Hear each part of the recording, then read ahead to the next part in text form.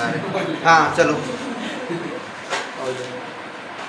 यहाँ तक वर्ग तक तो ये आप सबको याद नहीं, ठीक है। आगे स्टार्ट करते हैं अपन, कहाँ से? त्रिभुज से।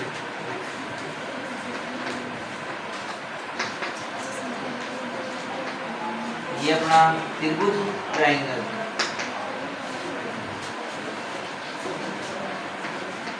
ठीक है। त्रिभुज किसे कहते हैं?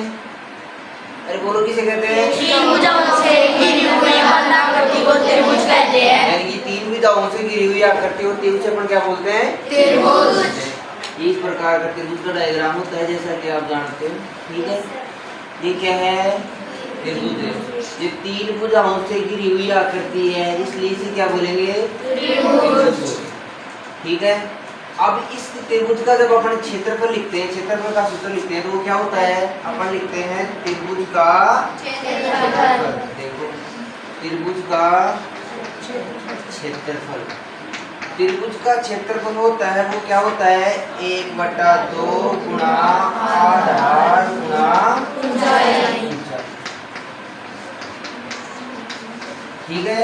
इसमें किसी को दिक्कत? त्रिभुज का क्षेत्रफल होता है 1/2 आधार गुणा ऊंचाई, ठीक है। अपने को सबसे बड़ी समस्या आती है इसमें आधार और ऊंचाई पहचानने में कि आधार कौन सा है और ऊंचाई कौन सी है, ठीक है। तो इसमें आधार कौन सा है, ऊंचाई कौन सी, किस प्रकार पहचानेंगे? इधर देखो, ऊंचाई होती है वो लंबवत ऊंचाई होती है इसमें, ठीक है। यहाँ से ये जैसे मैंने एक रेखा खींची, इसके ऊपर ये इसका नाम दे दिया मैंने A B C, त्रिभुज है, और इसके ऊपर ये लंब डाल, तो ये क्या होगी? इसकी लंबवत। तो जो लंबवत लंब डला हुआ है वो किस भुजा पे डला हुआ है, वो उसकी क्या कहलाती है?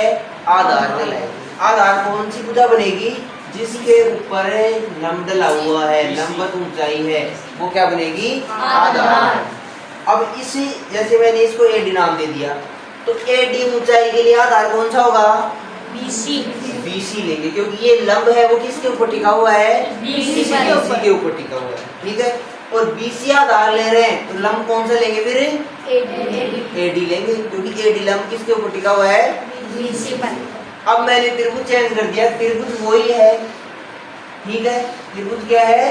वही है, लेकिन इसमें क्या कर दिया मैंने? अब की बार लंब इधर डाल दिया, यानी इस भुजा से इस प्रकार से वही नाम है ABC, तो ये हो गया, ठीक है। अब देखो, अब इसमें डाला मैंने, अब इसमें ये बताओ, मैंने बोला कि CD क्या है? लंब है, तो CD लंब के लिए आधार कौन सा होगा?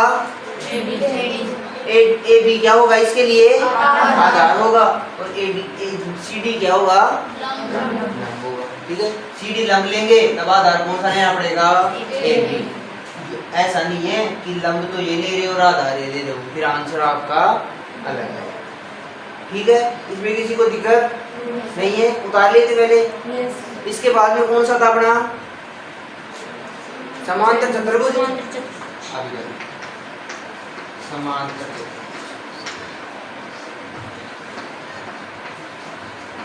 जिसको जहाँ भी दिक्कत आए तो वहीं पे रोक के ढूंढ लेना, ठीक है। ये समांतर चतुर्भुज कैसा होता है? ये आप चैप्टर नंबर 4 में बिल्कुल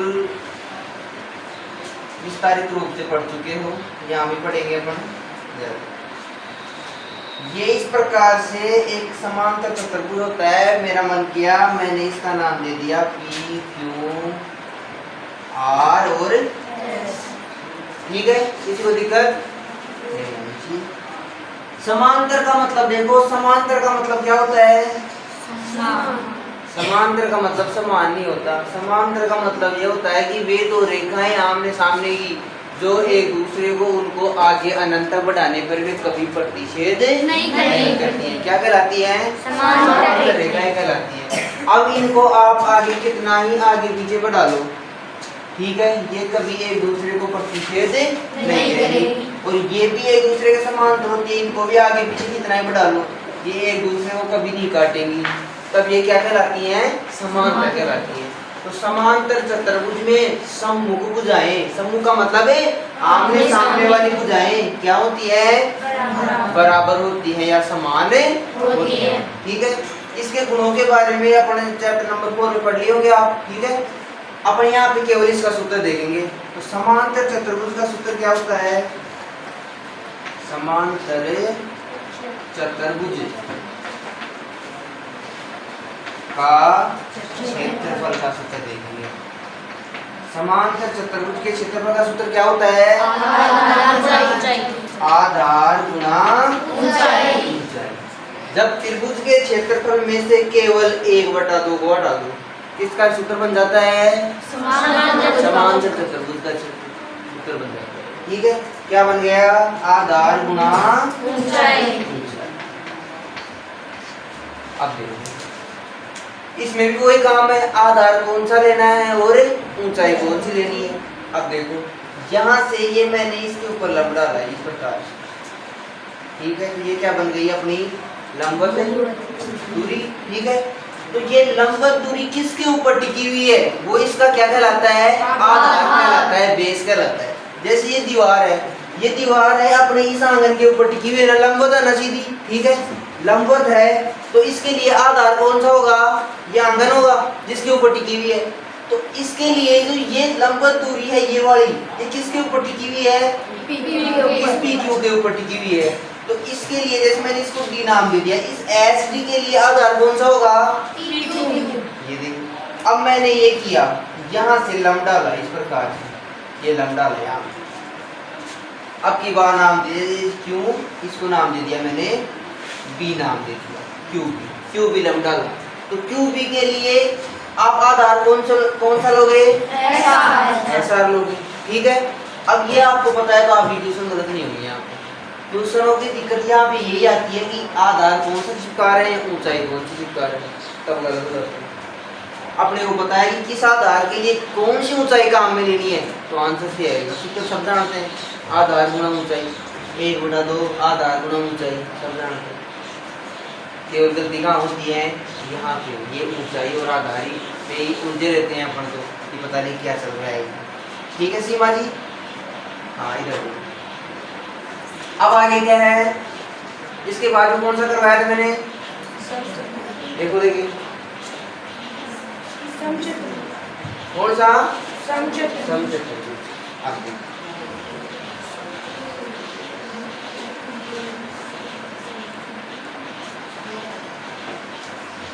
इसके बाद में है अपना समय चतुर्भुज। अब देखो इसके नाम सभी तरह देख रहे पीछे वाली। सम का मतलब क्या होता है? समान। चतु का मतलब क्या होता है? क्या होता है? चार। और भुज का मतलब क्या होता है? भुजाएं। तो परिभाषा क्या बनेगी? वह चतुर्भुज जिसकी चारों भुजाएं समान हो, क्या कहलाएगा? समचतुर्भुज कहलाएगा। तो समचतुर्भुज बनाते हैं। देखो ये समचतुर्भुज बनाया मैंने इस प्रकार से। इसकी क्या है? चारों भुजाएं क्या हैं? समान। ये चारों भुजाएं क्या है? इसकी समान। इसको नाम दे दिया मैंने P, Q, R और S। समचतुर्भुज का क्षेत्रफल क्या होता है? समचतुर्भुज का क्षेत्रफल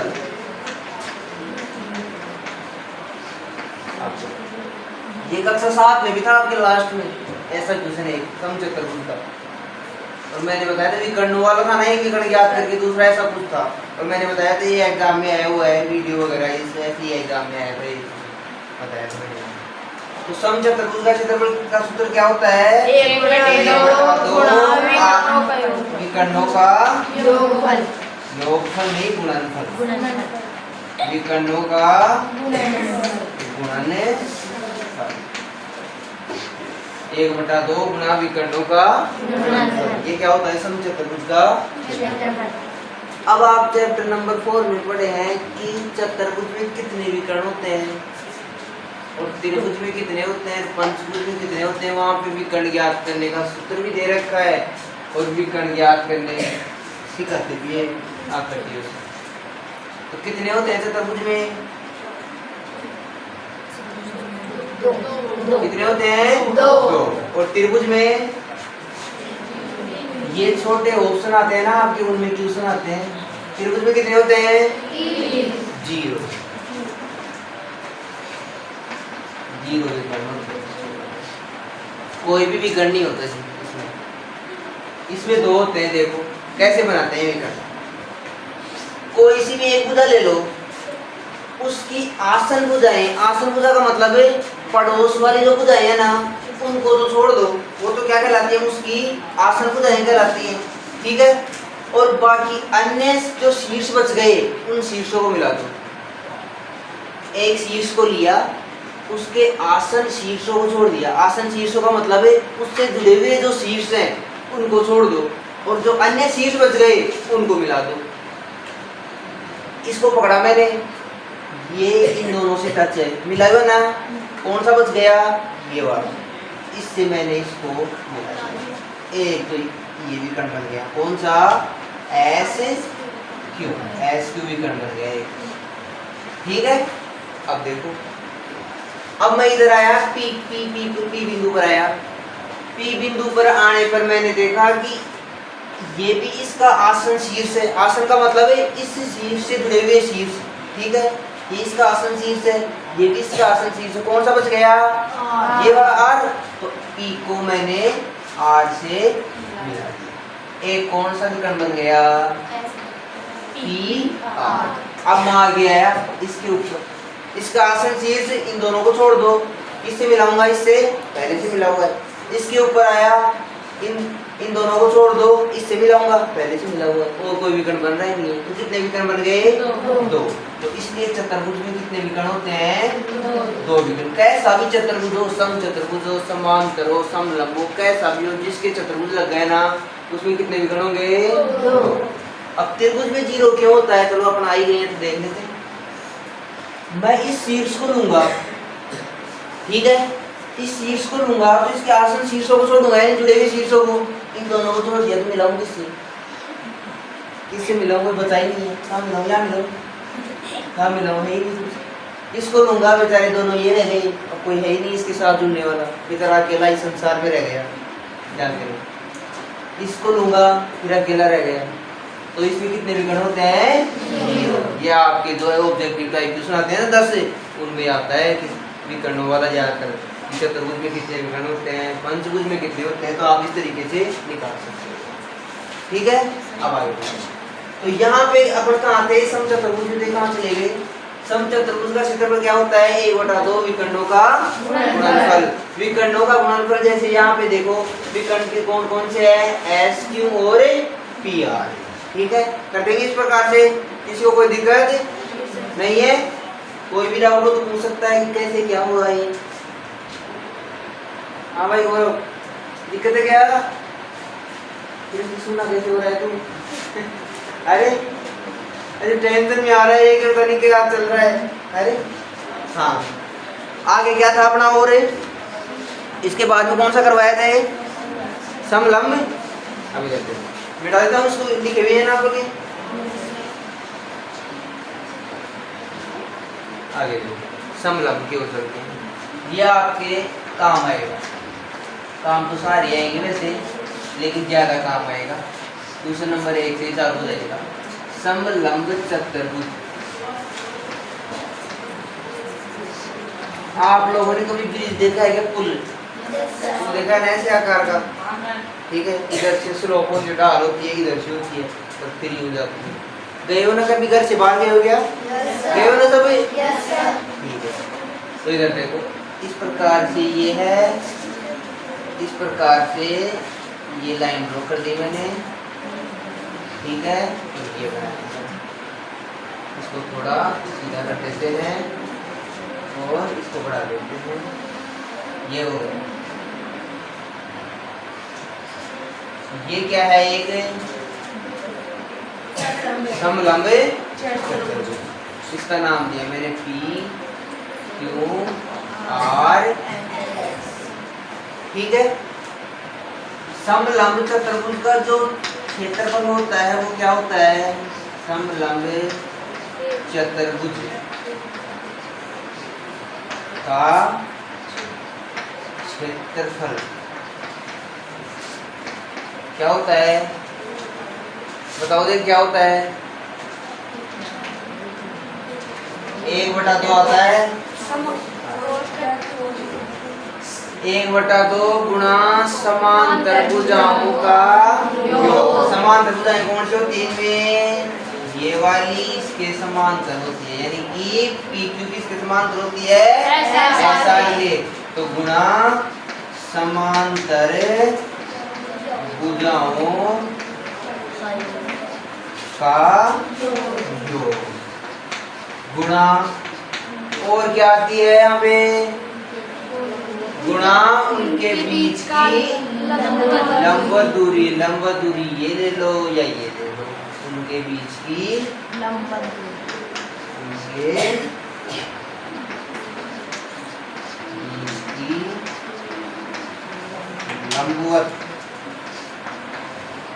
दूरी। इसमें किसी को दिक्कत है क्या, है कोई दिक्कत नहीं है। 1/2 समांतर भुजाओं का योग करना है दोनों का, और गुणा में क्या करना है, उनके बीच की लंबवत। और अपना आगे दूसरा एंगल भी देख लेंगे, दूसरे देख लेंगे। उसके बाद में क्या करवाया था मैंने, अब इसके बाद में सबसे इम्पोर्टेंट चीजें आती हैं घन एवं घनाभ। ये आपके कक्षा 9 में भी काम आएंगे, क्यूब एंड क्यूबॉइड, घन एवं घनाभ। और जब तक आप पढ़ोगे ये आगे जैसे मैथ रीजनिंग से अलग हो जाती है। अलग का मतलब ये नहीं कि बंटवारा हो जाता है बेचारों, अलग का मतलब है कि वो दोनों को सेपरेट अलग अलग पढ़ते हैं अपन, ठीक है। तो उसमें रीजनिंग में एक टॉपिक चलता है घन एवं घनाभ नाम, वो इसी से अलग हुआ है, ठीक है। इसको बोलते हैं क्यूब, और अपन इसको भी साथ में पढ़ेंगे क्या है, घनाभ, क्यूब। इसमें आ रहा है कि कवर हो रहा है क्या, यस सर। अब मैंने बताया था घन दिमाग में आता है, आपको क्या आना चाहिए दिमाग में, जैसे ये है अपने पास में, एक तो है ये, ठीक है। ये क्या है, घन। ये क्या है, घन है। क्यों घन क्यों है, उस दिन उस लड़की ने बताया था घन क्यों है ये, ऊंचाई चौड़ाई लंबाई ऊंचाई लंबाई चौड़ाई समान है। इसकी लंबाई चौड़ाई और ऊंचाई क्या है, समान है। और प्रत्येक पृष्ठ कैसा होता है, वर्गाकार होता है, इसलिए क्या कहलाता है ये, घन कहलाता है। अब इधर देखो ये है, ये कैसा होगा, घनाभ। ये घनाभ का आकार का होगा। क्यों, क्योंकि इसकी जो लंबाई है, ऊंचाई है और चौड़ाई है, वो तीनों क्या है, असमान है, अलग अलग है। और प्रत्येक पृष्ठ कैसा दिख रहा है आपको, आयताकार, क्योंकि आयत में लंबाई और चौड़ाई क्या होती है, अलग अलग होती है ना। तो इसका प्रत्येक पृष्ठ आयताकार है और इसकी लंबाई चौड़ाई और ऊंचाई क्या है, असमान है, अलग अलग है, इसलिए क्या कहलाएगा ये, घनाभ कहलाएगा। तो अब अंदर समझ में आ गया, ये क्या है, और ये क्या है, क्या है ये, क्या है, ये क्या है, और ये क्या है, घन क्यों है, क्योंकि इसकी लंबाई चौड़ाई और ऊंचाई क्या होती है, होती है, इसलिए घन है। और प्रत्येक पृष्ठ कैसा होता है, वर्गाकार वृत्ताकार का होता है। ये घनाभ क्यों है,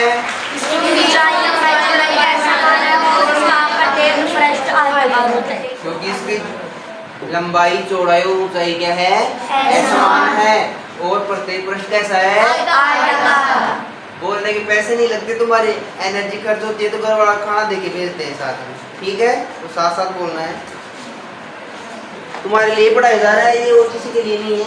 यहाँ पे बैठे हुए ऐसे बिल्कुल बाबा जी बन के, पीछे वाले तुम भी क्लास 8 में पहुंच चुके हो, ऐसा अनुभव करो, फील करो कि अपन कक्षा 8 में ही है।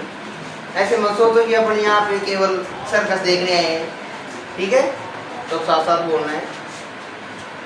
घन में क्या होती है, लंबाई चौड़ाई और ऊंचाई, यानी लेंथ विड्थ और हाइट तीनों क्या होती है, समान होती है। अपन इन दोनों को साथ साथ पढ़ेंगे तो क्या होगा, कंफ्यूजन नहीं होगा किसी भी सूत्र में, ठीक है।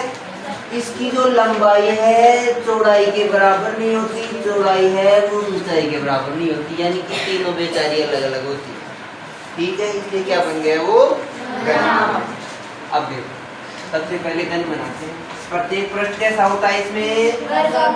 वर्गाकार, यानी कि वर्ग के आकार का होता है। और वर्ग में क्या होता है? वर्ग में क्या होता है? लेंथ, ब्रेथ और हाइट समान है।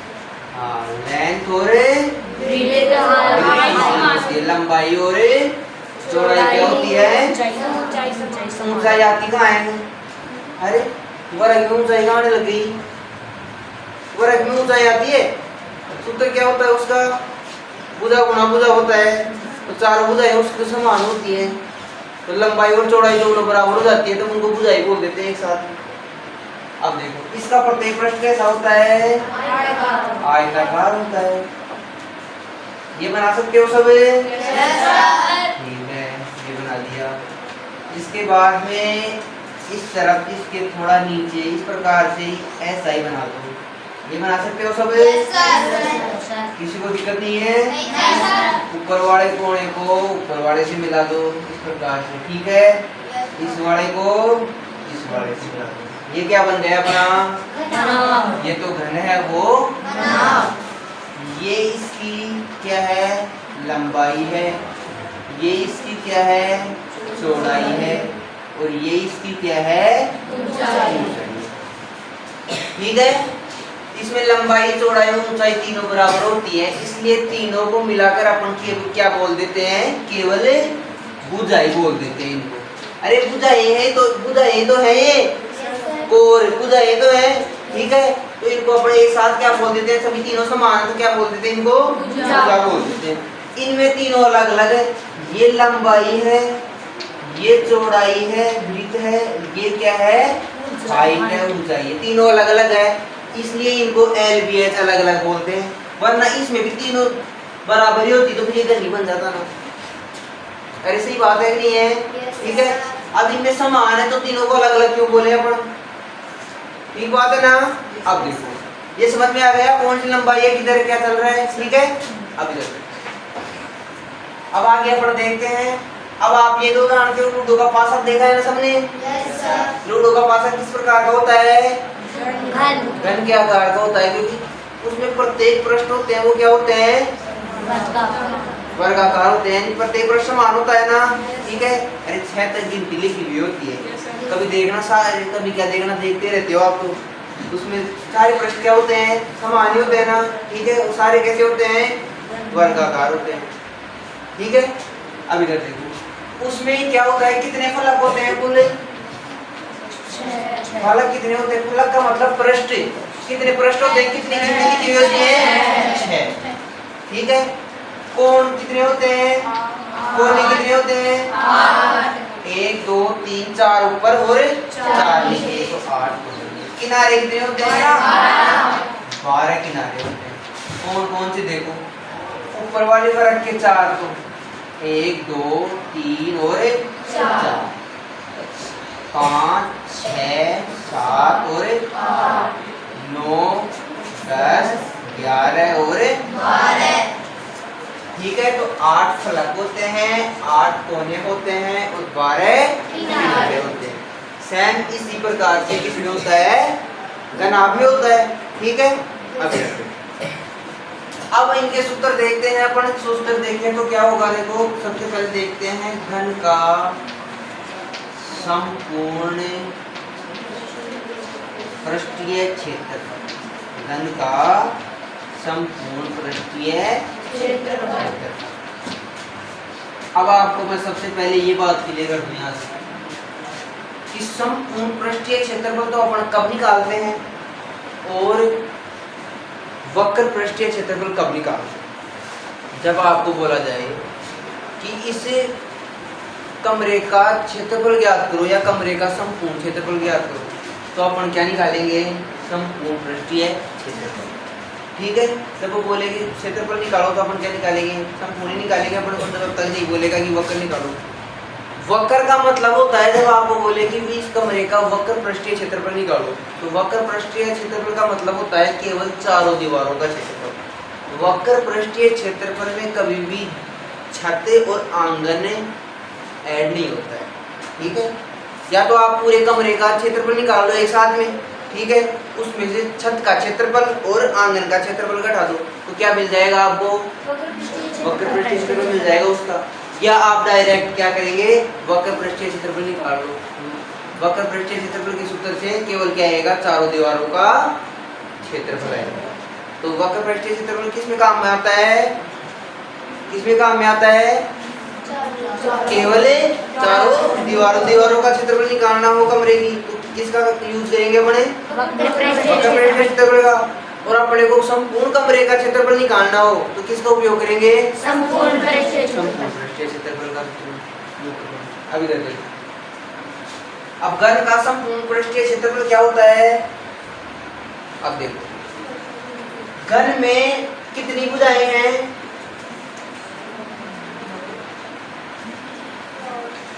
भुजाएं कितनी हैं?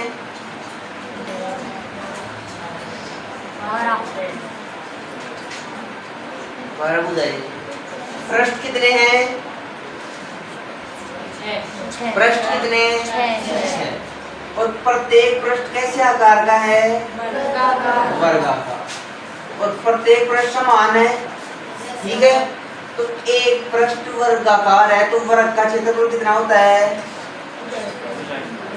भुजा स्क्वायर या भुजा गुना भुजा होता है, ठीक है।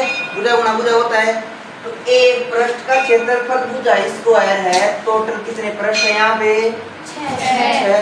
तो कुल पृष्ठीय क्षेत्रफल कितना हो जाएगा? भुजा स्क्वायर। किसी को कोई दिक्कत? इसका देखते हैं आगे, घन का वक्र पृष्ठीय क्षेत्रफल। अब देखो, वक्र पृष्ठीय क्षेत्रफल है तो मैंने क्या बताया, इसमें एक तो छत को छोड़ देंगे, एक आंगन को छोड़ देंगे, केवल चारों दीवारें आएंगी। चारों दीवारें आएंगी तो 4 गुना प्रत्येक पृष्ठ का क्षेत्रफल भुजा स्क्वायर। तो वक्र पृष्ठीय क्षेत्रफल क्या हो गया? 4 गुना।